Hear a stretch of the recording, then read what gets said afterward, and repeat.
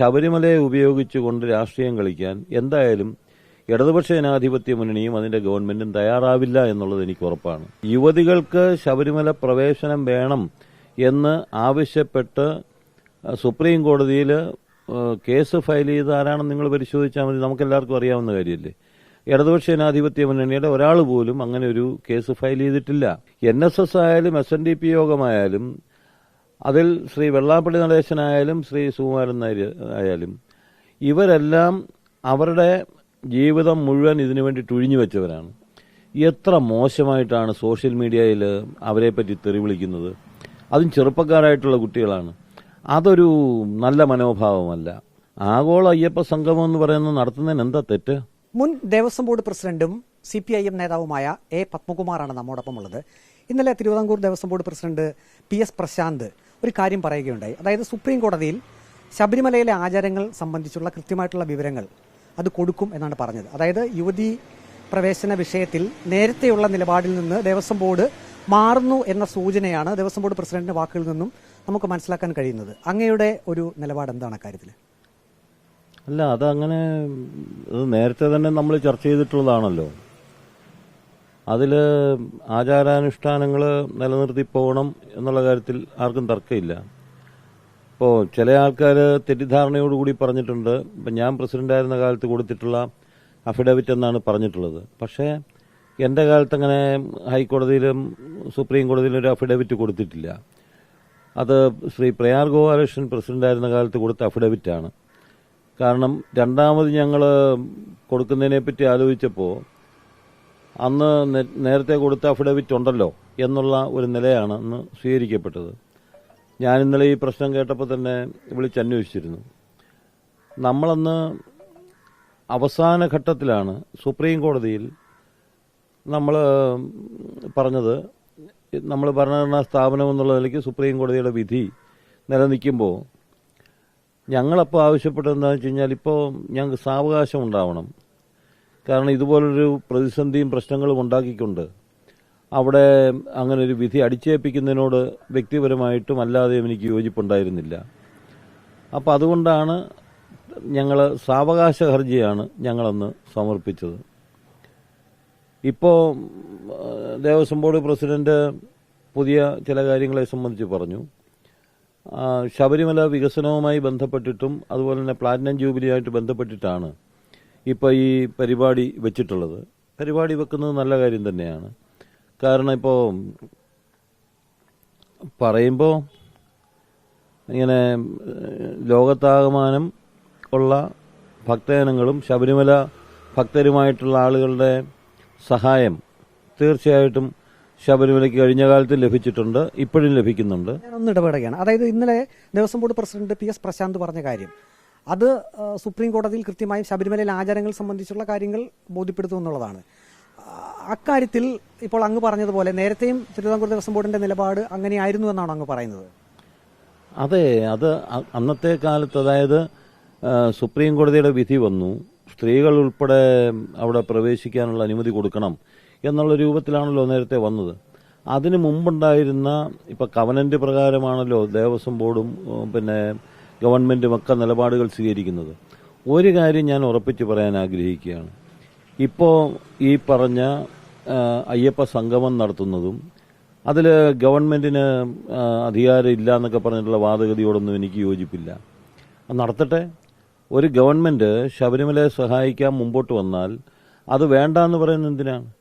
ഇപ്പോൾ ഏറ്റവും കൂടുതൽ പണം എൻ്റെ കാലത്താണ് കേരളത്തിൻ്റെ മുഖ്യമന്ത്രി ഏറ്റവും കൂടുതൽ പണം അവിടേക്ക് അനുവദിച്ചത്. ഞങ്ങളുടെ കാലത്ത് ആഗ്രഹിച്ചതാണ്. ആ വെള്ളപ്പൊക്കം വന്നു കഴിഞ്ഞപ്പോൾ പമ്പയിലെ പാലത്തെ സംബന്ധിച്ച് ഞങ്ങൾ ചർച്ച ചെയ്തിട്ട് തീരുമാനിച്ചാണ്. മുഖ്യമന്ത്രി വെച്ച പ്രപ്പോസലാണ്. കാരണം എത്ര വെള്ളപ്പൊക്കം വന്നാലും ശബരിമലയ്ക്ക് ആൾക്കാർക്ക് പോകാൻ കഴിയത്തക്ക രൂപത്തിലുള്ള സംവിധാനം ഒരുക്കണം.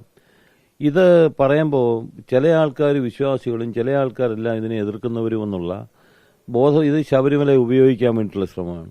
ആ ശബരിമലയെ ഉപയോഗിച്ചുകൊണ്ട് രാഷ്ട്രീയം കളിക്കാൻ എന്തായാലും ഇടതുപക്ഷ ജനാധിപത്യ മുന്നണിയും അതിന്റെ ഗവൺമെന്റും തയ്യാറാവില്ല എന്നുള്ളത് എനിക്ക് ഉറപ്പാണ്. അങ്ങ് ദേവസ്വം ബോർഡ് പ്രസിഡന്റ് ആയിരുന്നപ്പോൾ ഈ ശബരിമല യുവതി പ്രവേശന വിഷയവുമായി ബന്ധപ്പെട്ട് സർക്കാരിന്റെ നിലപാടിനോട് മനസ്സുകൊണ്ടെങ്കിൽ അങ്ങേക്കൊരു എതിർപ്പുണ്ടായിരുന്നുവെന്ന്? അങ്ങനെ ഒരു വ്യക്തിപരമായ എതിർപ്പിന്റെയും അനുകൂലത്തിന്റെയും പ്രശ്നമല്ലല്ലോ. സുപ്രീം കോടതിയിൽ യഥാർത്ഥത്തിൽ കേസ് പോയതാരാണ്? CPM-ന്റെ ആരും പോയിട്ടില്ല. യുവതികൾക്ക് ശബരിമല പ്രവേശനം വേണം എന്ന് ആവശ്യപ്പെട്ട് സുപ്രീം കോടതിയിൽ കേസ് ഫയൽ ചെയ്ത ആരാണെന്ന് നിങ്ങൾ പരിശോധിച്ചാൽ മതി. നമുക്കെല്ലാവർക്കും അറിയാവുന്ന കാര്യമല്ലേ. ഇടതുപക്ഷ ജനാധിപത്യ മുന്നണിയുടെ ഒരാൾ പോലും അങ്ങനെ ഒരു കേസ് ഫയൽ ചെയ്തിട്ടില്ല. അന്ന് വലിയ പ്രമാദമായൊരു വർത്തമാനം എന്നുള്ള രൂപത്തിൽ വന്നത് എൻ്റെ വീട്ടിൽ നിന്ന് സ്ത്രീകളാരും പോകത്തില്ല എന്ന് പറഞ്ഞതാണല്ലോ.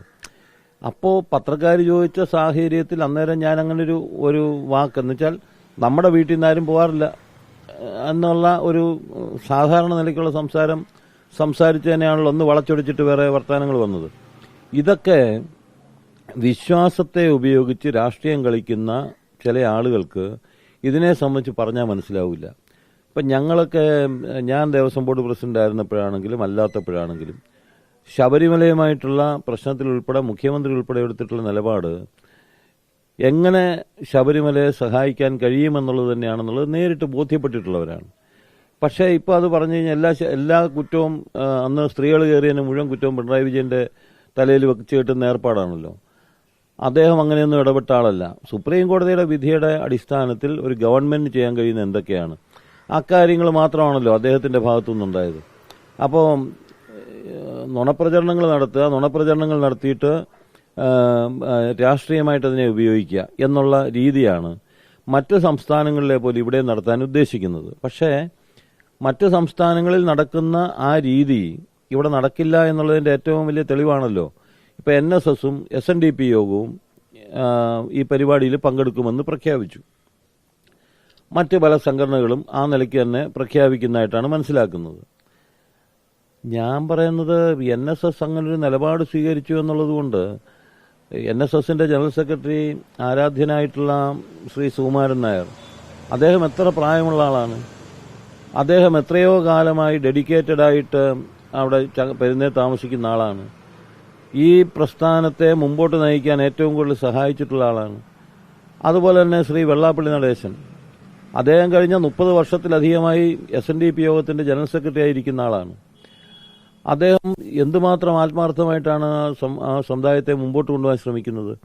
NSS ആയാലും SNDP യോഗമായാലും അതിൽ ശ്രീ വെള്ളാപ്പള്ളി നടേശനായാലും ശ്രീ സുകുമാരൻ നായർ ആയാലും ഇവരെല്ലാം അവരുടെ ജീവിതം മുഴുവൻ ഇതിനു വേണ്ടി തുഴിഞ്ഞു വെച്ചവരാണ്.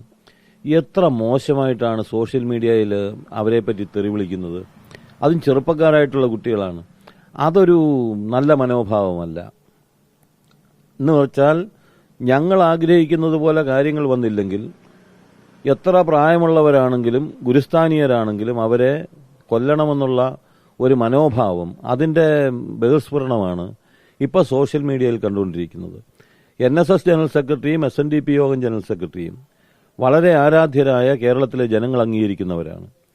അവരെ ശബരിമല വിഷയവുമായി ബന്ധപ്പെട്ട ഒരു നിലപാട് സ്വീകരിച്ചു എന്നുള്ളതുകൊണ്ട് അവരെ സോഷ്യൽ മീഡിയയിൽ ഇത്രയും അപഹസിക്കുന്നത് യാതൊരു കാരണവശാലും അംഗീകരിക്കാൻ കഴിയുന്നില്ല. ആ രാഷ്ട്രീയം ഇവിടെ അംഗീകരിക്കാൻ കഴിയുന്നില്ല. ഇപ്പോൾ യുവതി പ്രവേശന വിഷയവുമായി ബന്ധപ്പെട്ട് ദേവസ്വം ബോർഡ് പ്രസിഡന്റ് PS പ്രശാന്തിന്റെ ഇപ്പോഴത്തെ ഒരു നിലപാട് നമുക്ക് മനസ്സിലാക്കാൻ കഴിയുന്നത് അങ്ങനെ യുവതി പ്രവേശനം വേണ്ട എന്നാണ് നമുക്ക് പരോക്ഷമായിട്ട് അദ്ദേഹത്തിന്റെ വാക്കിൽ നിന്ന് മനസ്സിലാക്കാൻ കഴിയുന്നത്. അങ്ങയുടെ നിലപാടും അത് തന്നെയാണോ? അല്ല, ഇത് ഈ ഓരോരുത്തരും കാണുന്നത് പലതും വ്യക്തിനിഷ്ഠമായിട്ടാണ്. ഇപ്പോൾ പത്മകുമാറിന്റെ നിലപാട്, പിണറായി വിജയന്റെ നിലപാട്, അല്ലെങ്കിൽ പിണറായി വിജയന്റെ മുഖ്യമന്ത്രി എന്നുള്ള നിലയ്ക്ക് നിലപാട്, പ്രശാന്തിന്റെ നിലപാട്. ഇപ്പോൾ അങ്ങനെ ഒരു പ്രശാന്തിന്റെയും പത്മകുമാറിന്റെയും ഒന്നും നിലപാടല്ലിത്.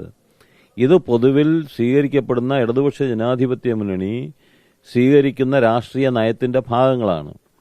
ആ രാഷ്ട്രീയ നയത്തിന്റെ ഭാഗമായിട്ടേ ഞാനും നിന്നിട്ടുള്ളൂ, ഇപ്പോൾ പ്രശാന്ത് നിൽക്കുന്നുള്ളൂ.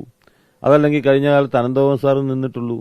അപ്പൊ അത് അങ്ങനെ തന്നെ മനസ്സിലാക്കണം. ഇത് സർക്കാരിന്റെ ഒരു നയം തന്നെയാണ് ദേവസ്വം ബോർഡ് പ്രസിഡന്റും ഇക്കാര്യത്തിൽ പറഞ്ഞിരിക്കുന്നത്. നിലവിലെ ഞാൻ സർക്കാരിന്റെ നയം എന്ന് പറഞ്ഞില്ല, ഇടതുപക്ഷ ജനാധിപത്യ മുന്നണി സ്വീകരിക്കുന്ന രാഷ്ട്രീയമായ നിലപാടുകളാണ് ഞങ്ങൾക്ക് ഓരോരുത്തർക്കും ബാധകം. ഞങ്ങളാരും സ്വതന്ത്രമായി പ്രവർത്തിക്കുന്നവരല്ല. എന്നുവെച്ചാൽ പക്ഷേ എന്താ മുഖ്യമന്ത്രി എന്നോട് തന്നെ പറഞ്ഞിട്ട്, എന്നും പറഞ്ഞാൽ ചിലപ്പോൾ നാട്ടിലെ ചില ആളുകൾ ചിലപ്പോൾ സമ്മതിക്കണമെന്നില്ല. എന്താ അദ്ദേഹം എന്നോട് അന്ന് ദേവസ്വം ബോർഡ് പ്രസിഡന്റ് ആയപ്പോൾ പറഞ്ഞത്? അവര് സത്യപ്രതിജ്ഞ ചെയ്യുന്നത്, അല്ലെങ്കിൽ മുഖ്യമന്ത്രിയും മന്ത്രിമാരും MLA-മാരും ഭരണഘടനാ പ്രകാരമാണ് സത്യപ്രതിജ്ഞ ചെയ്യുന്നത്. ദേവസ്വം ബോർഡ് പ്രസിഡന്റും മെമ്പർമാരുമോ ഈ ഭരണഘടനാപരമായിട്ടുള്ള സത്യപ്രതിജ്ഞയുണ്ട്. അതോടൊപ്പം ഞാൻ ഹൈന്ദവ വിശ്വാസിയാണെന്നും ഹൈന്ദവാചാരങ്ങളും അനുഷ്ഠാനങ്ങളും ഞാൻ സംരക്ഷിച്ചുകൊള്ളാമെന്നൂടെ സത്യപ്രതിജ്ഞ ചെയ്തിട്ടാണ്. അത് ഇടയ്ക്കിടയ്ക്ക് എന്നെ ഓർമ്മിപ്പിച്ചിരുന്നത് സഖാവ് പിണറായി വിജയനാണ്. അപ്പോൾ ഇത് വെറുതെ അങ്ങ് ആളുടെ മുഖം അങ്ങനെയാണ്, മറ്റേതിങ്ങനെയാണ്, വർത്തമാനം ഇങ്ങനെ, ഇത് പറഞ്ഞിട്ടാണ് ഈ വികാരം ഉണ്ടാക്കാൻ വേണ്ടി ശ്രമിക്കുന്നത്. അതൊന്നും യാഥാർത്ഥ്യമല്ല. അവിടെ പിണറായി മുഖ്യമന്ത്രി എന്നുള്ള നിലയ്ക്ക് ആ കാലത്ത് എടുത്തിട്ടുള്ള നിലപാട് എന്താണെന്നുള്ളത് വ്യക്തമായി അറിയാവുന്ന ഒരാളാണ് ഞാനതിപ്പോൾ ഒരു ഭരണഘടനാ സ്ഥാപനത്തിൽ ഇരുന്നൊരു വ്യക്തി എന്നുള്ള നിലയ്ക്ക് അന്ന് നടന്നിട്ടുള്ള എല്ലാ കാര്യങ്ങളും നമുക്ക് പറയാനൊക്കില്ല. പക്ഷേ ആരോപിക്കപ്പെടുന്ന പിണറായി വിജയനല്ല ശബരിമലയുടെ കാര്യത്തിൽ യഥാർത്ഥ പിണറായി വിജയനെന്ന് അന്നത്തെ കാലത്ത് പ്രസിഡന്റായിരുന്ന ഒരാളെന്നുള്ള നിലയ്ക്ക് ഉത്തരവാദിത്വ ബോധത്തോടുകൂടി ഞാൻ പറയുകയാണ്. എന്ന് പറഞ്ഞാൽ, അതായത് സുപ്രീം കോടതി വിധി വന്നതിന്റെ പശ്ചാത്തലത്തിൽ മാത്രം സംസ്ഥാന സർക്കാർ നിർബന്ധിതരായി അത് പാലിക്കാൻ. അങ്ങനെയാണല്ലോ. അതിനു മുമ്പും ഇടതുപക്ഷ പ്രസ്ഥാനങ്ങൾ ഇവിടെ അധികാരത്തിൽ ഇരുന്നിട്ടുണ്ടല്ലോ. ആ കാലത്തൊന്നും ഞങ്ങളാരും ഒന്നും ചെയ്തിട്ടില്ലല്ലോ. അവിടെ സ്ത്രീകൾ കാരണമെന്ന് വാശി പിടിച്ചിട്ടില്ലല്ലോ.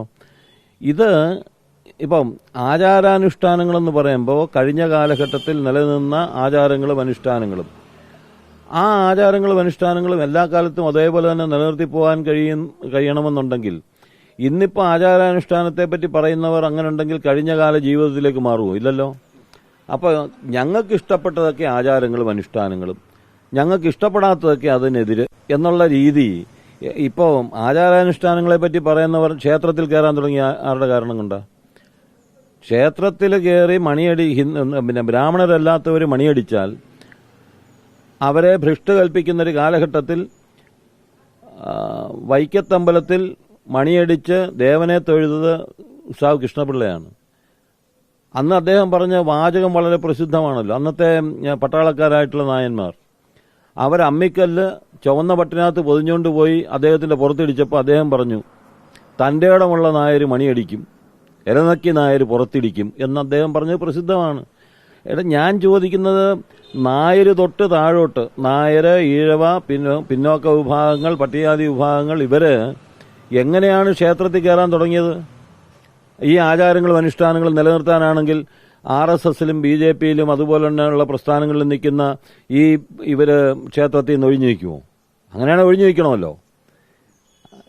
ഇപ്പോൾ കഴിഞ്ഞ കാലത്തെ ആചാരാനുഷ്ഠാനങ്ങൾ നിലനിൽക്കണമെന്നാണ് ഇവർ വാദിക്കുന്നതെങ്കിൽ ഈ പറഞ്ഞ വിഭാഗത്തിൽപ്പെട്ടവർക്ക് എങ്ങനെ ക്ഷേത്രത്തിൽ കയറാൻ പറ്റും? പൊതു വഴിയിൽ കൂടെ എങ്ങനെ നടക്കാൻ പറ്റും? എത്ര അടി മാറി? 32 അടി മാറിയല്ലേ നടക്കാൻ പറ്റൂ ബ്രാഹ്മണന്റെ അടുക്കെന്ന് നായർക്ക്? നായരുടെ അടുക്കെന്ന് 32 അടി മാറിയല്ലേ ഈഴവർക്ക് നടക്കാൻ പറ്റൂ? അതിന് 32 അടി മാറിയല്ലേ പട്ടികജാതിക്കാർക്ക് നടക്കാൻ പറ്റൂ? അപ്പൊ ആചാരമനുഷ്ഠാനം എന്ന് പറയുന്നത് അവനവൻ ഇഷ്ടപ്പെട്ട രൂപത്തിൽ വളച്ചൊടിക്കാനും ഞങ്ങൾ കാണുന്നതാണ് ആചാരമെന്ന് പറയാനും അതൊരു നല്ല രീതിയല്ല. ഇവിടെ ഇപ്പം ആറന്മുള ക്ഷേത്രവുമായി ബന്ധപ്പെട്ട് ആചാരങ്ങളെ സംബന്ധിച്ച് എന്നെ പഠിപ്പിക്കാൻ ചില ആൾക്കാർ വരും. എനിക്കിപ്പോൾ 65 വയസ്സ് 66 വയസ്സ് കഴിഞ്ഞു. ഞാൻ 66 വയസ്സ് കഴിഞ്ഞത് മാത്രമല്ല, ശബരിമല മേശാന്തിയായിരുന്ന ആദ്യത്തെ അദ്ദേഹത്തിന്റെ കൊച്ചുമകളുടെ മകനാണ് ഞാൻ. 17 വർഷം അദ്ദേഹം ശബരിമല മേശാന്തിയായിരുന്നു. അദ്ദേഹത്തിന്റെ മകനാണ് അയ്യപ്പന്റെ പടം ആദ്യമായിട്ട് വരച്ച പത്മനാഭപിള്ള.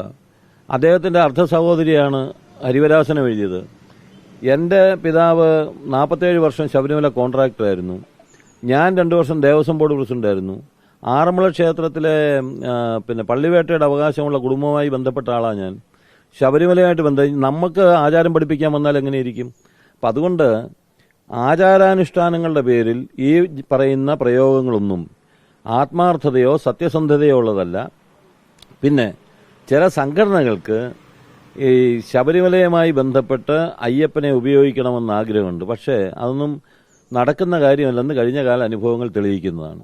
ഇപ്പോൾ ആഗോള അയ്യപ്പ സംഗമം അത് മുഖ്യമന്ത്രി പിണറായി വിജയൻ പറഞ്ഞത് ദേവസ്വം ബോർഡാണ് അത് നടത്തുന്നത്, സംസ്ഥാന സർക്കാർ അതിനുള്ള സഹായങ്ങളും പിന്തുണയും നൽകുന്നു എന്നത് മാത്രമാണ്. ഇപ്പോൾ ആഗോള അയ്യപ്പ സംഗമം നടത്തുന്നതിനെതിരെ അനുകൂലിച്ചും പ്രതികൂലിച്ചുകൊണ്ടുമൊക്കെ അഭിപ്രായ പ്രകടനങ്ങൾ വരുന്നുണ്ട്. അങ്ങയുടെ ഒരു നിലപാട് എന്താണ് ഇക്കാര്യത്തിൽ? ഞാൻ അത് തന്നെയാണല്ലോ പറഞ്ഞത്. ആഗോള അയ്യപ്പ സംഗമം എന്ന് പറയുന്നത് നടത്തുന്നതിന് എന്താ തെറ്റ്? അങ്ങനെയൊന്നും നടത്തിക്കഴിഞ്ഞാൽ അത് ശബരിമലയുടെ പ്രശസ്തി, ഇപ്പം ശബരിമലയ്ക്ക് ആരും പ്രശസ്തി ഉണ്ടാക്കി കൊടുക്കേണ്ട കാര്യമില്ല. യഥാർത്ഥത്തിൽ അവിടെ പ്രശസ്തിയുണ്ട്. അവിടെ വരുന്ന ഭക്തജനങ്ങളുടെ കൂട്ടായ്മ എന്നുള്ള നിലയ്ക്ക് ദേവസ്വം ബോർഡ് ഇപ്പോൾ തീരുമാനിച്ചത് നല്ല തീരുമാനമാണ്. സ്വാഭാവികമായി കേരളത്തിലെ ഇടതുപക്ഷ ജനാധിപത്യ മുന്നണിയുടെ ഗവൺമെന്റ് അതിനെ അനുകൂലിക്കുമെന്നും അതിനെ സഹായിക്കുമെന്നുള്ള കാര്യത്തിൽ ഞങ്ങൾക്ക് തർക്കമില്ല. ഇപ്പോൾ ദേവസ്വം വകുപ്പ് മന്ത്രി വി എൻ വാസവൻ അദ്ദേഹം പരിപൂർണമായിട്ട് ആത്മാർത്ഥമായിട്ട് നിൽക്കുകയല്ലേ. അപ്പോൾ ആണ് അദ്ദേഹം അവിടെ ചെന്നപ്പോൾ കൈയെടുത്ത് തൊഴുതില്ല. അദ്ദേഹത്തിന്റെ ബോഡി ലാംഗ്വേജ് ശരിയല്ലായിരുന്നു. ഇതൊക്കെ ഓരോരുത്തർ തീരുമാനിക്കുകയാണ്. ഞാൻ ചോദിക്കുന്നത്, അങ്ങനെയുണ്ടെങ്കിൽ ഒരു ബ്രാഹ്മണനായിട്ടുള്ള ഭക്തൻ ക്ഷേത്രത്തിൽ തൊഴുന്നത് പോലെ നായരായിട്ടുള്ള ഭക്തൻ തൊഴുമോ? ഈഴവനായിട്ടുള്ള ഭക്തൻ തൊഴുമോ? അവരവർക്ക് അവരവരുടേതായിട്ടുള്ള രീതികളും കാര്യങ്ങളും ഉണ്ടാവും. അപ്പോൾ ഇതൊക്കെ ഓരോ രാഷ്ട്രീയം കളിക്കാൻ വേണ്ടിയിട്ട് ഉപയോഗിക്കുന്നത് ശരിയല്ല. അയ്യപ്പ ഭക്ത സംഗമം പ്ലാറ്റിനം ജൂബിലിയായിട്ട് ബന്ധപ്പെട്ട് നടത്തുന്നത് ഏറ്റവും നല്ല കാര്യമാണ്. അതിനെ NSS SNDP ഒക്കെ അനുകൂലിച്ചിട്ടുണ്ട്. മറ്റ് ചില സംഘടനകളും അനുകൂലിക്കുന്നതായിട്ടാണ് കേൾക്കുന്നത്. അപ്പം ഞാൻ അതുകൊണ്ടാണ് മുമ്പേ പറഞ്ഞത്, ആ അയ്യപ്പ സംഗമത്തെ അനുകൂലിച്ചു എന്നുള്ളത് കൊണ്ട് പരിണിതപ്രജ്ഞരായ ശ്രീ സുകുമാരൻ നായരെയും വെള്ളാപ്പള്ളി നടേശനെയും പോലുള്ളവരെ അവരുടെ പ്രായം പോലും പരിഗണിക്കാതെ പച്ചയ്ക്ക് തെറി വിളിക്കുന്ന രീതി സോഷ്യൽ മീഡിയയിൽ ഉപയോഗിക്കുന്നത് അവരവർക്ക് കുഴി തോണ്ടുന്ന രീതിയാണ് എന്നുള്ളത് അവരവർ മനസ്സിലാക്കണമെന്നുള്ളതാണ് എനിക്ക് പറയാനുള്ളത്. അയ്യപ്പ സംഗമം നന്നായിട്ട് നടത്തണം, എല്ലാവരുടെയും പിന്തുണയോടുകൂടി അത് നടത്തണം. ശബരിമല കഴിയുന്നത്ര വികസന പ്രവർത്തനങ്ങൾ, അവിടുത്തെ പാരിസ്ഥിതിക സ്ഥിതിക്ക് മാറ്റമുണ്ടാവാത്ത വിധത്തിലുള്ള വികസന പ്രവർത്തനങ്ങൾ നടത്തണമെന്നാണ് എൻ്റെ നിലപാട്. ആഗോള അയ്യപ്പ സംഗമം അത് നടത്തണം എന്ന് തന്നെയാണ് ദേവസ്വം ബോർഡ് മുൻ പ്രസിഡന്റ് എ പത്മകുമാറിന്റെ നിലപാട്. ഒപ്പം തന്നെ ഇന്നലെ Devaswom board president PS Prashanth Sabarimala ആചാരങ്ങൾ സംബന്ധിച്ച് സുപ്രീം കോടതിയെ അറിയിക്കും എന്ന് പറഞ്ഞ ആ വാക്കുകളെ അദ്ദേഹം സ്വാഗതം ചെയ്യുകയും ചെയ്യുന്നു. വീഡിയോ ജേർണലിസ്റ്റ് അജി കുടുംബനൊപ്പം reporter Praveen Purushothaman, in reporter, Pathanamthitta.